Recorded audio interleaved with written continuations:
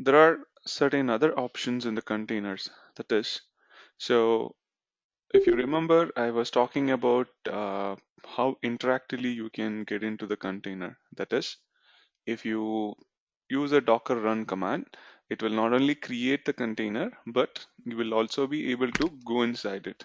So that is quite possible using the option -t and -i because you were able to interact with the container. But for some purpose, say you don't have to interact with the container and you want to run it as a background process. That means you want a machine or you want a container which has a separate operating system, but you don't want to get connected to it and just run some process inside it and it should be in the background. That means you want to create a container and the container should run something, whereas you don't want to connect to the container, but let the container run some command or some process inside the container and it should be running on the background. So if that is our scenario, then you should be creating the container as a daemonized container, because in Unix or Linux, a daemon is referred as a process which runs in the background without any interaction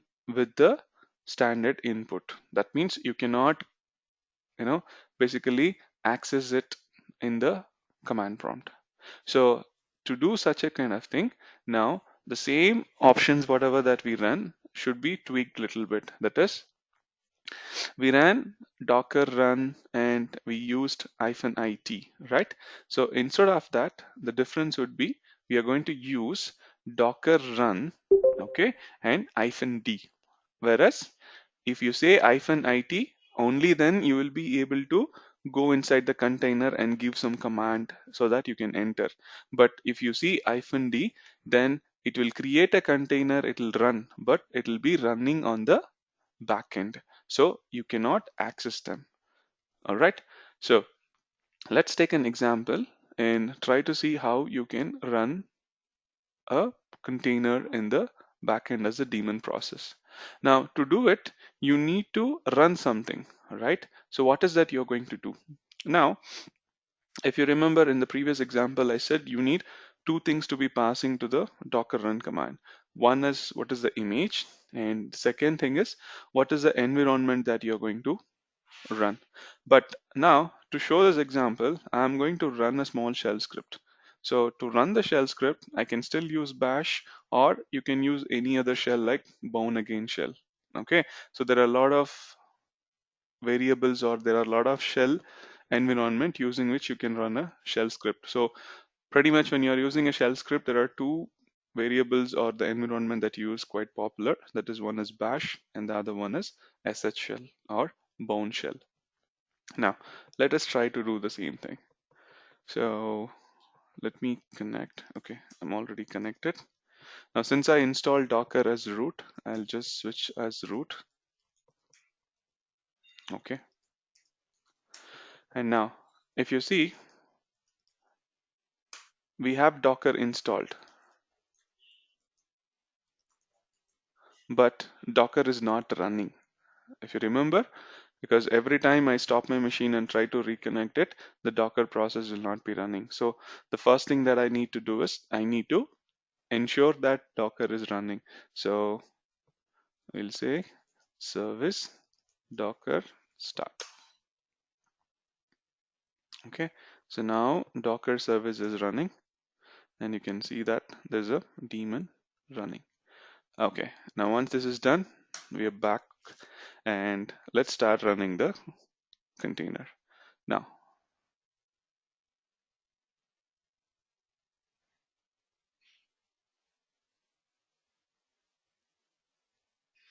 okay, so let me say docker run. I'm going to give some name for the container. Okay, so let me say name is August 22. Okay, and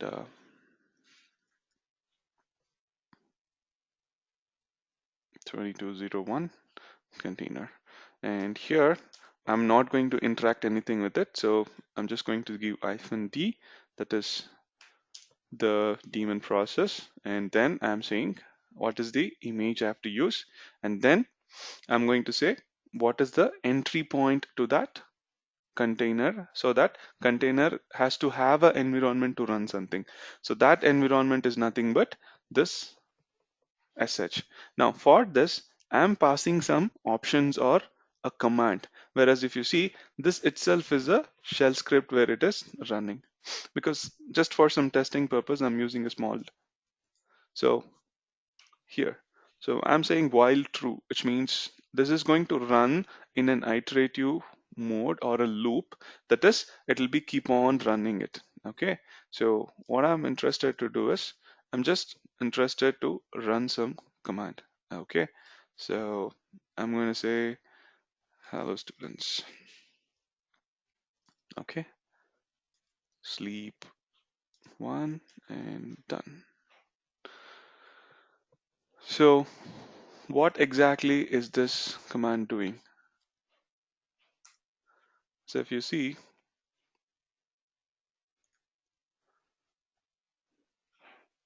so if I say while true, this is nothing but a specific iteration or a looping in shell script wherein you can run something again and again. Now, since I am saying while true, the condition will always be true, and this loop inside which whatever command that I'm going to give will be running always. So for those who don't know what is scripting, you don't have to worry. When we go through scripting, I'll be covering all this looping and we'll see the concept. But just for now, you take it as a small script which will be printing this command called echo hello students always, so that we can know something is happening inside the container. Okay, so sleep means it will print this. Okay, basically it will print this on the screen, and then it will wait for 1 second, and then it will print in the screen. So it will be keep on doing the same thing forever. Okay, so why did I do this way? To ensure that the container is running, and inside the container you are running some command. Okay, because in your uh, production environment, you might be running some task there. Just to show as an example that we are running the container, and inside the container there is something happening. I'm just using this small example. So now if you run it, so what happened? Now as soon as you entered, the container was created. Okay, and this is the container ID, and it came out. This is because we didn't use hyphen what? We didn't use -int. That is the reason it didn't give us a interactive way and a terminal to get into the container. Now, is the container running? You can simply run docker ps, and you see, yes, it is running, and this is the one that we have. But now we know that the container is running, but how do you know what is running inside it? Because we cannot access the container now, and at the same time, we cannot see whatever is happening inside it or whatever process that is running. So in those cases, when you have a daemon process running, that is a daemon container, but you want to know what is happening inside a container, then you can use an option called Docker logs and try to fetch all the information about what is happening inside the container. Like if we had a container, how it would have looked. As soon as you connected, you would have get some prompt, and whatever that you are running there, it would have been running, right? Now in the same way, if I had created a container with an interactive way, and in that, if I had run this command, suppose assume that I had created a container, and if I had run this, what would happen? You see, this would have been running the script like this, and you will get output like that, right? So this is what would be happening. But now the same would be still happening inside this new container, but it is running as a daemon process. So that is why we are not able to see it from our command prompt. So now, in order to know what is happening inside this container, that is inside the process, whatever it is happening, then you will use this command called docker logs. Okay.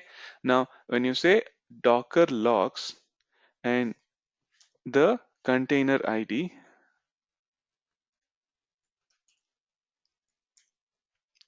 so you see what it does is it gives you the complete output of whatever has happened in the container until now in the process. Okay. But if you see, it might be a complete output and you are still seeing the output happening, right? But here it just gave you a output at that point of time. Whatever has happened, it will try to print it on your screen. But now, if we want to see what is currently happening, then along with the logs, you have to use a -f option. So what does -f does is it not gets every output from the whatever screen or whatever container that you're taking, but it will get you the latest output. And if you see the screen, it is still printing. That means as soon as something happens inside the container, that output will come here. Okay, so that is the difference between a logs command and logs -f. -f means it will not just print and leave. Whatever is the latest content, as soon as you get it inside the screen, that will be printed here. Okay, so this is how you can try to check what is happening inside a container and verify. At any point of time, if you want to stop it, just say Control C and it will stop printing the information of the log. Okay, so when do you run this daemon? Especially you want to run some tool or some script or some process and you don't want it to log in and run interactively. And that is when you simply create a daemon process and run. Now there are many examples where after some time I'll be showing you. One of them is like I said, if you want to use Jenkins, you want to install Jenkins is one way. If not, you can create a container which has Jenkins pre-installed.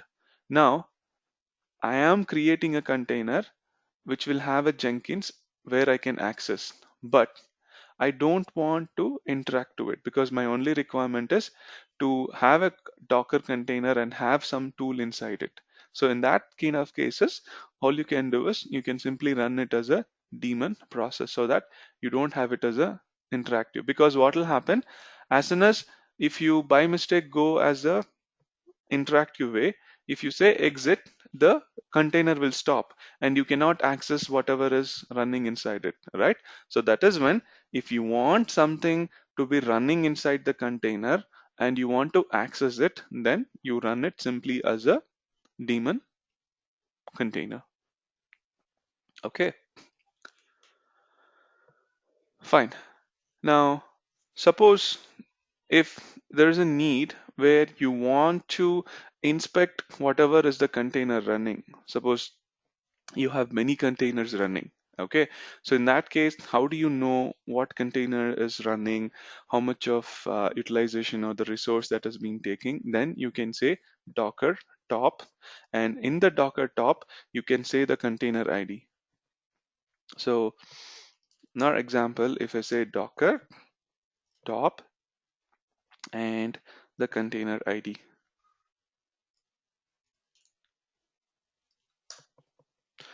so you see docker top is nothing but a command similar to top on Linux.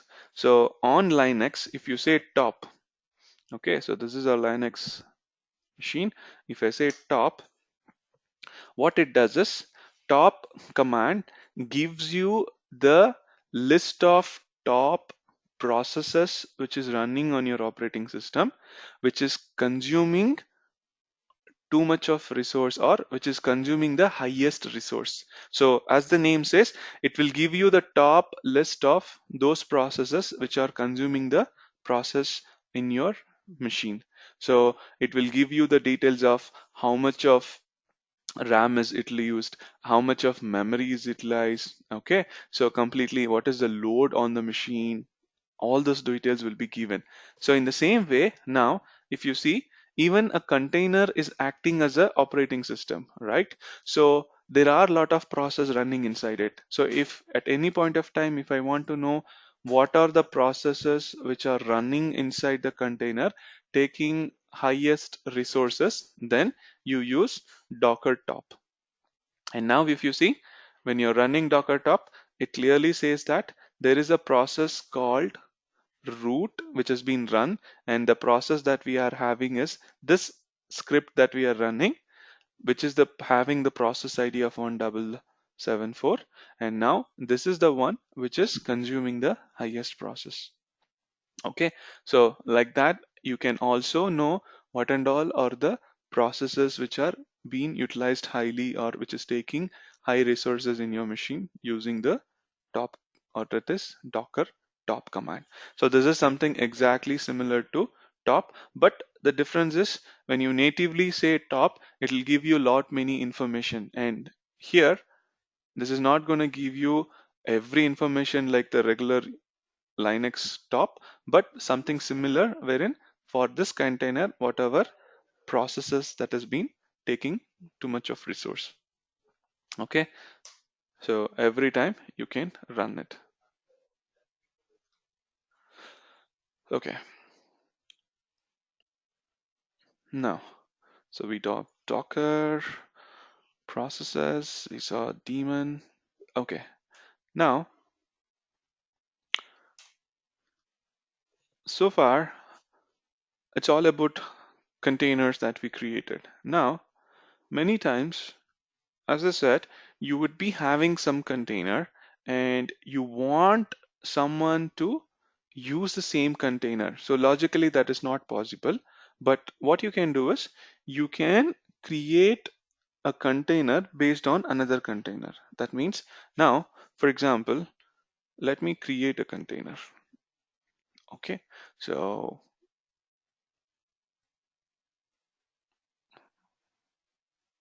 okay, let's create a container and let's start it in interactive mode, and I'll give the name as 02. Okay, so what we have done, we have created a container and we are inside it. Okay, and what is that container? This is the ID. That is what you can see it here also, which is acting as the name of the machine or the container. Whereas the container also has a name called August 2202 container. Now, here this is a Ubuntu based container or a machine, right? So what we can do is now you can install whatever things that you need here. Now that is one way, for just for practice to understand it. What I'm going to do is I'm just going to create some sample file. Okay, so I'm going to say touch in the temp. I'm going to create this. Okay, just some file. Okay, so if you see in the temp, you will have one file that we have created. Okay, and now what I'm going to do is I've created a container. Okay, now whatever that I wanted to run in this or whatever I want to install, you can do it. Now once you have done, what is that we have to do is now I want to share my container with someone else, because that is the actual purpose of using a container, right? Because now if I am a developer, I might use my environment wherein I have installed something and have created whatever the specific environment that I need to run my application. That could be development or for some testing purpose. In the same way, a QA person also can create a container with whatever environment that he need. But now we should always be able to reuse this container. Now, if someone else comes and if they want to get the same thing done, then how is that you're going to use it? So that is when we should be able to use the same container or something similar to the container without any effort, because the actual purpose of container, as we were discussing in the first class, is reusing it. Because again, if I spend too much of time in doing the same thing, that is creating a container and installing everything, that is not going to be of much use. But if there is a way where from an existing container, if I can get all the details and create another container, and if I go inside the container, I should be getting everything whatever I had in my previous container. Okay, so that is what we are trying to do now. Okay, now for example, after creating this file, let me install something. So do we have Vim in this? Okay, so we don't have Vim. So let me, so in, like I said, every operating system has a separate package. Now, VIM is a editor using which you can create files and you can write some content inside that file and save the file in Unix. Just like how you have Notepad in Windows, in Unix or Linux, we have an editor called VI or VIM.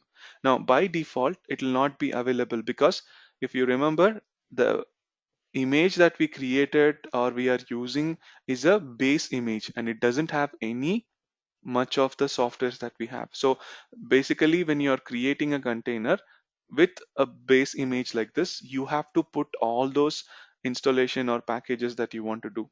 And now since we are using Ubuntu, for Ubuntu, the packager that we are going to use is apt-get. Whereas for CentOS, it was yum. So that keeps changing. Now here, okay, anyways, if you want, you can install this, but okay. Now, this is not recognizing this because we still have to do some network connections. Now, I've not done. Okay, but anyway, let's not worry about it. So, like this, once you create a container, you can install or put any software, you can put some files and whatever that you want, you can do. Now, right now, the only thing that I've done is I have created a simple file called August 22, right? So now what I'm interested is I need this to be used by someone else, or I want to use this container and I want to share this container with someone else. Now, logically, the container itself cannot be shared, but what we can do is now we can create a image based on this container.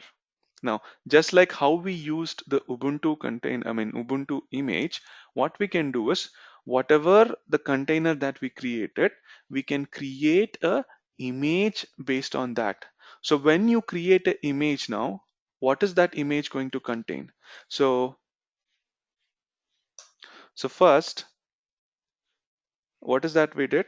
So we had a container, and in this container, we put Ubuntu as a base image, right? So we put Ubuntu as the base image. Now on top of that, we put one file, correct? So on top of that, I created one more layer, and in that layer is nothing but I added some file, right? So I created a file inside the temp called, okay, now this is what I created. Now this is the container. Now when you create an image out of it, what will happen is the image will get created. But if you see now, the image not only is going to contain Ubuntu, but it is also going to contain the what? This file also. So now the new container, whatever that you're going to create, will contain this base image, and on top of that it is also going to contain this particular file that you had inside it. Like that, whatever that you had as a layer inside this container, everything will come. So now using this, if you are creating another new container, okay, now say for example this was our what? August 2202 container, right? Now I created a new image. Let's say if we create a new image and I give some new name, okay? So let's say this is the new image. Now from this, if I create another container, okay, and say let me name it as August 2203. Okay, this is our new container, and inside this, if I want to use this same image, now you are not only creating a container with the base image Ubuntu, but also getting all these layers, whatever that you had as this container as an image. So automatically, whatever that you had as a layer, in our case, this file will also be available. So now on top of this, whatever you want, you can start putting it as a layer. That is, you can install, you can run any process, you can create file, whatever that you want, you can do specific to this. Okay, so let us try to do the same. Now to do that, what is that you have to do is, first thing, you need to create a specific image from it. So to create a specific image, you have to use a command called docker commit. Okay, so docker commit means you are creating a new image based on the existing image. Okay, so for that, there are two ways of running the commit command. Now, if you say docker commit and a name of the container or the ID of the container, it will basically create an image. But if you see, again, when you don't give any other option and just the name of the container, then it is going to create an image based on some value or some name which randomly Docker uses. And if not, if you want to create a image name as you like, then along with the Docker commit and the container name, you have to just say the new image name, so that now you will also have the image with this specific name. Okay, and once this is done, what is the next thing that you can do? Simply you can do a docker run and use this image whatever that you have created. Okay, so now let us first try to do that. So we created a container with just some file, right? So once this is done, I'm going to simply come out of it. So I'm back to my host machine. Okay, now at any point of time, if you want to know what is the difference that you have done in the container, that means in the container, what is that we have done? So other than the base image, we had created one file, right? That is the layer that we have put on top of the Ubuntu.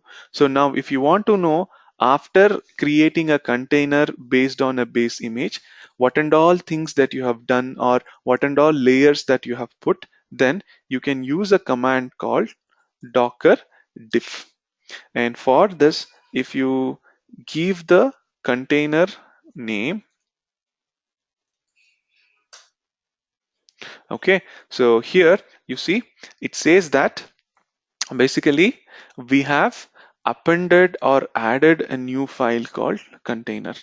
So like this, any process, any file or any run application that you have installed or running, it will clearly say that what and all are the modifications that you have done on top of the base image from which you have created the container. Okay, so clearly it says that other than the Ubuntu standard image that you have created, on top of that, we have one layer called a file which we have created inside temp.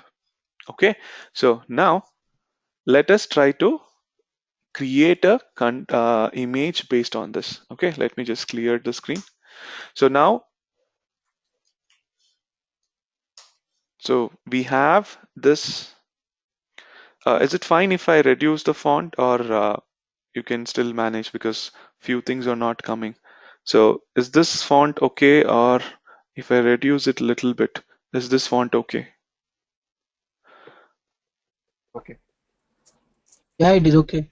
This is fine, right? Yes. Okay, now, okay, so we have one container here. Now, what is this container? Now we stopped this container, right? Pretty much. So that is why we don't see this in the normal PS. So I'm just running a docker ps-a so that you'll getting everything. But still,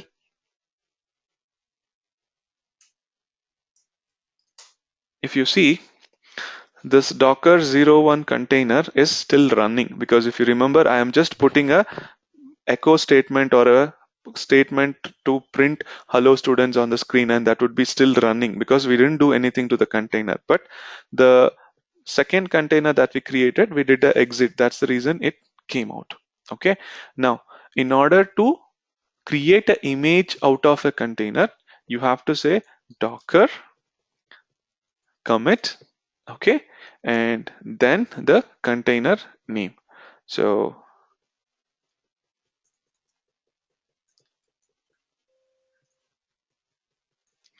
okay, now if you simply say this, now I created a image. Okay, now as I said, I didn't give any name to the image. So what you can do now is you can use that, but we don't know what is the name.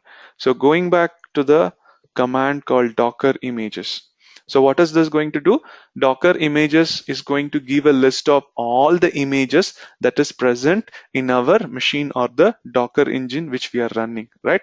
So now if you see, until now, we had only one image called Ubuntu, which is the one which we downloaded it yesterday for the first time from the open source Docker registry. And from there, we were trying to use it, correct? But now, along with that, you see, you have one more image that is available, and this is the image or the image ID. Now here in this image we don't have any specific name for that, so there is only the image ID that you have. So any point of time if you created a image without a name, then you can have a name to it tagged, and to do that simply use a command called docker tag new image ID and give a tag to it so that you can represent it with the name. So now if you say docker tag, tag means, again, what do you understand by tag? Tag is nothing but a label through which you can understand whatever that is present as in quick information, right? So when you go to any shop, pretty much any mall, you'll always have a tag which gives the details of the price and the details about the material. So in the same way, now a tag can be applied for an image as a quick reference to know what is it. So that is what the name that you're going to use. So now I'm going to give a name for this tag. So I'll say my first image. Okay, so once now you run the docker image, you see it clearly says that name of the image is my first image. Okay, so this is the way that you can create, or simply when you're running the docker commit, here you give a name. So now you see I created one more image. So like this you can create as many images as you want from a container. Now here we got it, but still if you see, even though the content of the image is same, there are two separate images. Okay, so like this you can create as many images as you want. And now let us use this image to create a new container. So let me create docker run, and I'll say August 2203. Okay, and container -it so that it is interactive. And now you need to give the image name. So now let me use any one of this image. Okay, and we'll give a entry point. Okay, so now if you can see, I am inside this new container, correct? And now in this container, what is that operating system that you have? You can simply say etc os-release. It is Ubuntu. Okay, that is because this first image is created based on what? You have two things. That is, first you have a Ubuntu layer, and then on top of that you have one more file. So that is why by using this image, you are getting a Ubuntu operating system.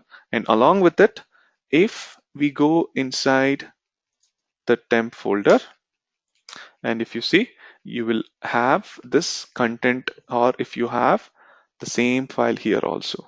So that is the difference, wherein rather than directly using the container, you can create a image based on the container.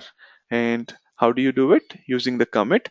And when you create a image based on the container, whatever is existing in that container, everything will be stored as a layer inside this image. And when you create a new container based on this image, whatever is present will also be available here. But it is only from the image. Now, going forward, anything that I do specific to the previous container, it will not be available, but only at that point of time. Whatever that you created as an file or as an image, that is what you will be able to get. Say, for example, now I'm just coming out. Okay, so if you see, we had created all this three and we still have running this, right? Now, let me first start this container. So I'll say Docker start. Okay. And once you start, then you have to say Docker attach. Okay. So I'm now going inside it. So once you go, you can see the file here, right? Now here, let me put some content inside the file. Okay. I'll say this is August 2202 container. Okay. And I'm trying to put the content into this file. So now if you see, this file has some content called one line, which is nothing but this is August 2202. Correct? Now, let me go to the other container.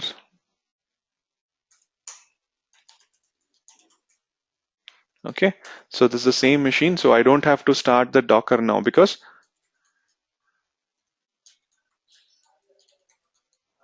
it is not a separate machine. It is the same machine, but I have created a new terminal, and from that I'm trying to access.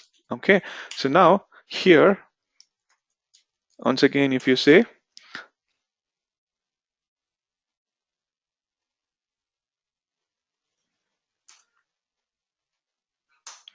so our 03 container is still not running. So let us do the same thing and bring that also up. So now I'll say Docker start August 2203 container. Okay, and let me attach it. So now if you go to the temp, you will see the file, but if you see the content of this, you will not have anything. That is because now, even though you have created the image based on this, it is only at that point of time when you created the image, whatever was available in the container, only that will be taken as a layer into the image, and not like all the runtime things. Okay, so that is the difference on taking the details from the environment and using it as a new image for the going forward whatever containers that you want to do. But still, there are some ways wherein you can share between containers that I'll talk about it later. Okay, but now what I meant to say is when you create an image, only whatever the content that is available at that point of time in the container will be present inside the image, and not whatever that you have which you're going to create later in the old container will not be available in the image. Getting it?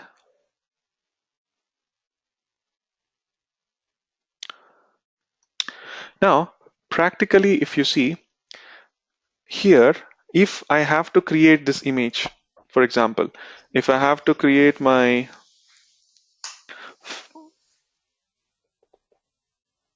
what? Oh, sorry. Now, if I had to create this image, what is that I had to do? If you see, literally, we had to first create a container, and in that container, you have to put everything and then create an image, right? So that means now to create a new image, first you have to create a container, manually go inside it, and then manually you have to install or put whatever that you have to do. So still that is an effort that you have to do, right? So like this, every time when I want to create a new image, it is not possible for us to keep on doing it manually, because if you go to the production, there might be many things that you would be doing. You might be installing some application, running some services, creating some file, running some huge scripts. Everything is possible because container is going to be like a new operating system. So it is not simple environment what you will have in your production. You'll be having so many things. So will it be easy for us to do all this task and create a image? Now practically it is not possible to do it manually when you have a complicated image to be created. So that is when the next topic that we are going to create or work on is going to help us. So that is called as Docker files. Okay, so now there is a concept called Docker file. So what is Docker file? Now Docker file is a file, again, which the Docker will understand. And what is the purpose of this Docker file is, you have to give certain instructions in this Docker file, and from this Docker file you can create a image. That means now when we use this Docker commit, what did we do? From an existing container we created a image, right? So instead of doing this, what we can do is we can create one file, okay, and I can call this file as a Docker file, and here I will give certain instructions on what and all is my new image going to contain. So in that case, now here if you look, I'm going to say the same thing, that is, for my new image you cannot create a new image directly, because to create it, it always has to be from a container. Now, here, I'm not going to create a container manually. So instead, we will write the instructions in the file. So whatever you write the instruction here, when you give this file to the Docker, Docker will read the instructions from this file line by line, and based on that, it will create one container and it will try to execute whatever that you have given in this file line by line inside the new container. Okay, and now based on that container, it will automatically create a new image, so that rather than we writing all those things manually and executing it inside the container manually, you can give everything to the Docker file, and the Docker file will take care of creating the container and running all the steps whatever that you have given on this file inside the container. And finally, once you have completed all the steps or the instructions in the file inside the container, you will create a new image automatically. So here, so for that, as I said, the first thing what you will do is, when you are trying to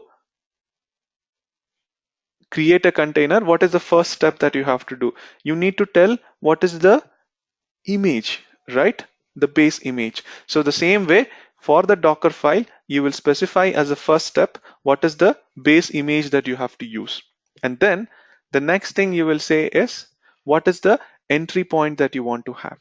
Okay, so the next step instruction what you will do is what is the entry step or the environment that you have to create, and then on top of that, whatever that you want to do, like you want to create a file, you want to run a script, you want to install something, all those steps whatever that you want to do, you will specify it inside this file, wherein there are specific ways to give the instructions inside this Docker file. And now when you give this file to the Docker and you tell to the Docker to build a new image, what Docker will do is on the back end, it will first create a container. Okay.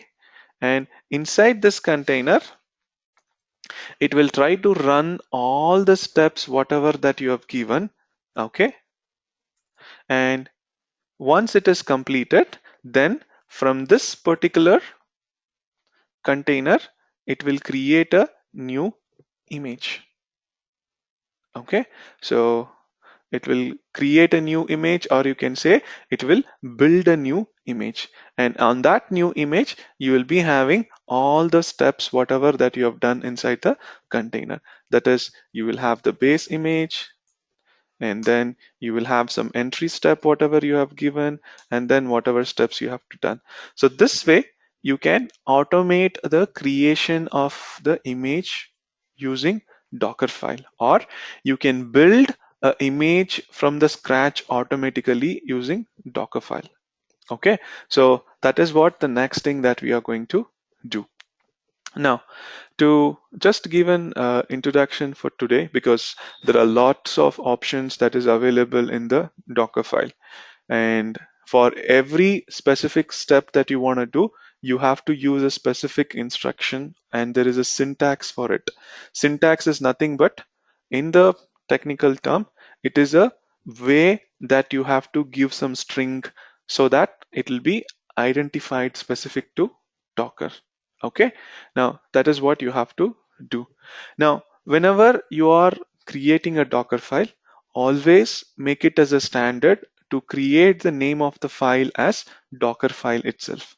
It is because by default, the Docker understands this file itself. So you don't have to specify what is the name of the file where you are giving all the instructions. So let it be only this Docker file. Okay, now let me quickly show you an introduction. So now, where am I? I'm inside root. So let me go inside a folder.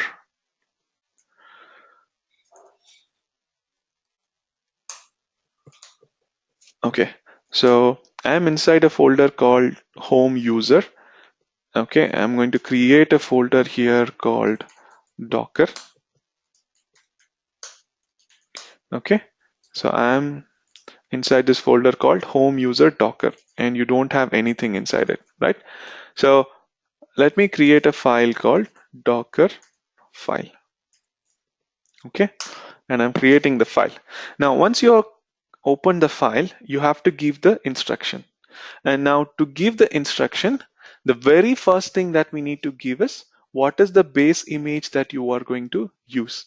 Okay, so again, the base image can be a scratch image which the Docker gives us, or you can still use an existing image of what you have. Anything is possible.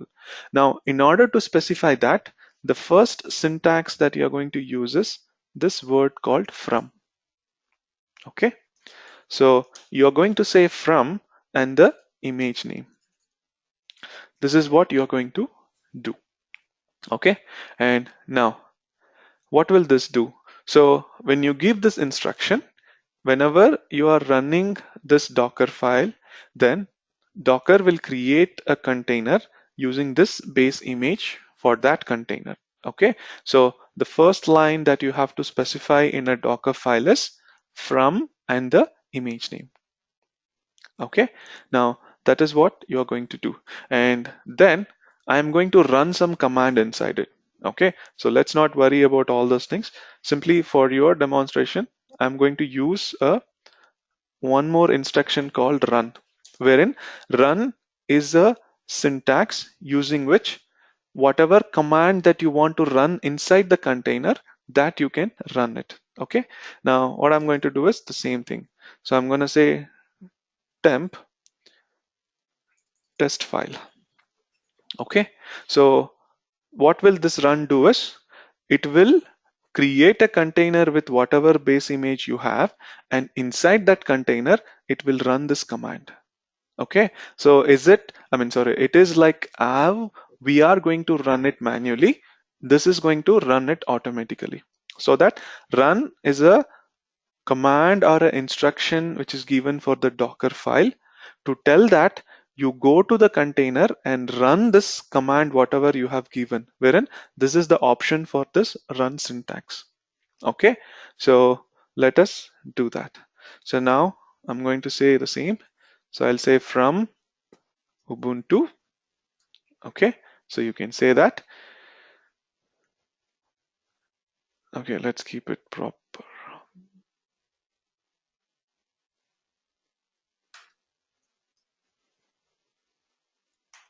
Okay, and now the next thing is I'm going to run. So I'm going to simply say run touch test file. Okay, so any command that you want to run, you can run. I can say this, or simply I can say echo and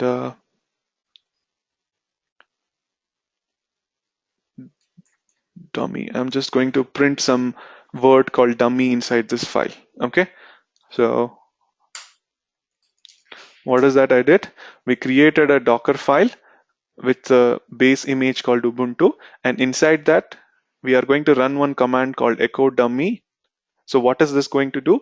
This will create a file called test file, and inside that it is going to put some line or content called dummy. So I can show you that. Okay, so you see, you will create some file. So that is what I'm going to do it inside the container. Okay, so now once you have created this file called Docker file, how do you create an image based on that? Because here, if you remember, we have to build an image. For that, it has to do these two things. So how is that we can do? So in order to do, we have to use a command called docker build, wherein you are going to build an image from whatever the Docker file that you have. So for this, what is the option that you have to give is, so you have to say docker build, and then for the build, you have to give two things. One is what is the Docker file which has the instruction, and what is the image that you are trying to build from this Docker file, right? So for that, we will use an option called -t, which is nothing but the tag or the name of the what image. So there I will say my image name, okay, that you're going to create, and followed by what is the name of the Docker file. So simply, as I said, by default, Docker will understand the name of the Docker file as Docker file itself. So all I would say is say a dot here. Dot means in my current directory, check for a default file called Docker file and use it.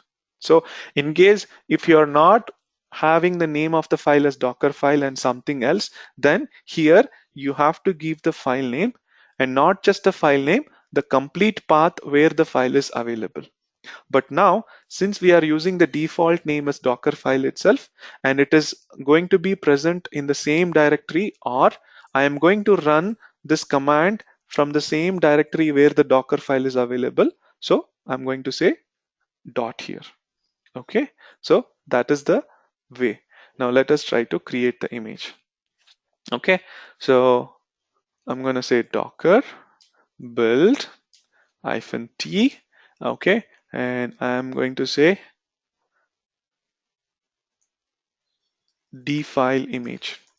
This is nothing but Docker file image, just for a reference. Okay, so now from this I'm going to say dot, because we are present in the same directory as of the Docker file. If not, what is that you have to do?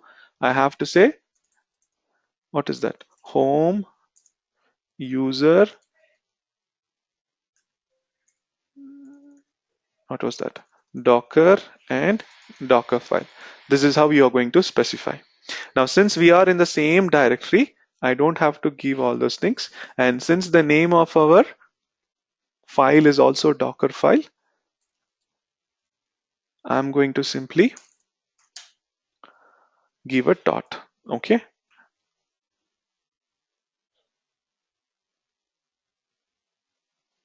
Hmm. What's happening? Invalid argument. Let's not worry about that. Okay, so now if you see, I just gave a name of the images test.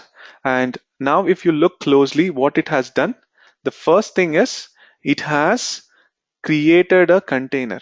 And in this container, it is running the first step from this base image. So it has created, and then in that container which it has created using this image, it is running this step. That is the second step.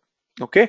And once that is run, look what it is saying. It is clearly saying that it is removing the intermediate container, whatever that you have created, because we don't need this container anymore. So what does that actually need? We need the image. So automatically, once the image, once a container is created, it will create the image also. So now if you see, do we have that new container? No, it is only the three containers what we have, because if we had done it, we had to create the container manually and do all those things, and then still the container will be there. So you have to delete it. Whereas the same thing will be handled by the Docker automatically if you use the Docker file. And the next thing, to see the image, now you see we got this image automatically. So if I want, I can use this image to create a new container. So if I say docker run -t -name, I'm going to say test container. And for this, the image is test.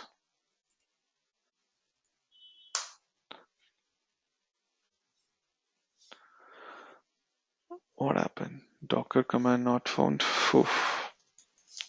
Service docker start. Huh. Ah, my goodness. I'm inside a container. Sorry for that.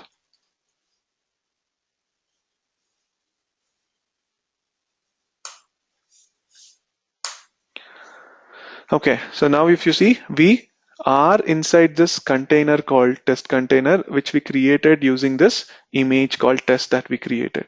Okay, so now if you go inside the temp, you will see the same file and you will see the content also. Okay, so that's the way how we can create a image from the Docker file automatically, or the second way of creating an image automatically is using a Docker file. Okay, so getting it?